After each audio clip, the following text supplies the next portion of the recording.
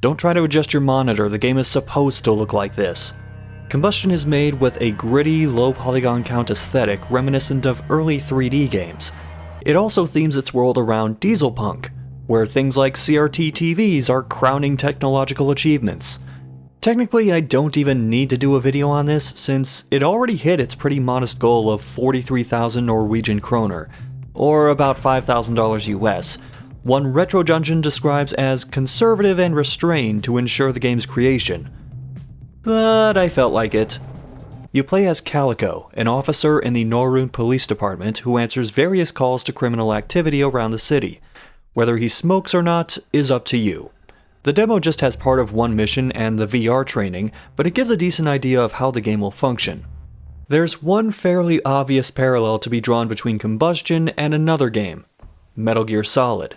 The perspective, the minimap with vision cones for enemies, the ability to sneak around behind their backs, the items which levitate and spin until you pick them up, the cell phone calls with a small assortment of officials all offering different types of information or the ability to save the game, the inspiration is pretty clear. That's not to say Combustion is a straight-up Metal Gear Solid clone though. Calico's not the type to crawl under vehicles or shoot thugs with tranquilizer darts. He uses a riot shield and electric baton to try and beat criminals into submission before arresting them. Calico gets more experience points and money for arresting enemies, rather than mercilessly beating the shit out of them. The same goes for other good cop behavior like rescuing civilians. Experience points help level up Calico's strength, stamina, and health, while money, at least in the demo, is used to buy additional health items. The game also hints at additional weapons and armor which may or may not need to be bought. Another thing hinted at but not really explored is a bit of puzzle solving, namely by using a lasso-like attack to move various objects around.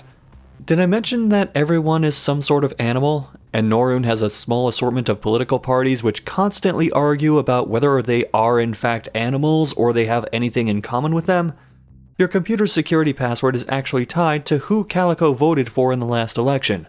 You can choose one of several political parties, or go for the American option and say he just didn't vote. The audio design is probably my favorite part of the demo.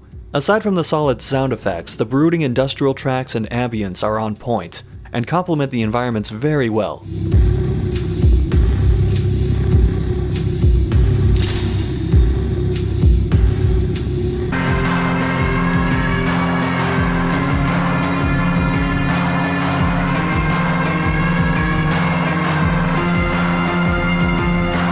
Something I look for in games like this is whether or not exploration is rewarded, and usually there's an extra item or something else to find by deviating from the main path or smashing open boxes. That said, there are a few cases of invisible walls which I'd hope are dealt with better later in development. The same goes for the visible walls. Aside from being able to see through several of them, I've found a couple that don't have collision detection. Combat consists of quick or strong attacks, dodges, lassoing items and enemies, but the demo only shows 3 different enemy types, one of which is a boss. All of them can be dealt with by just jogging away and moving in after they attack. I won't harp on that too much though, considering it's just a small part of the first stage, so it can be assumed that the enemies vary more and ask more of the player down the line, especially if the heavy metal badger from the trailer is anything to go by.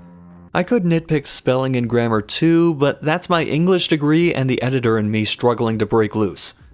Combustion announced some stretch goals for things like different visual styles and extra gameplay additions after hitting its initial goal. It still has a little under 2 weeks to go before its campaign ends.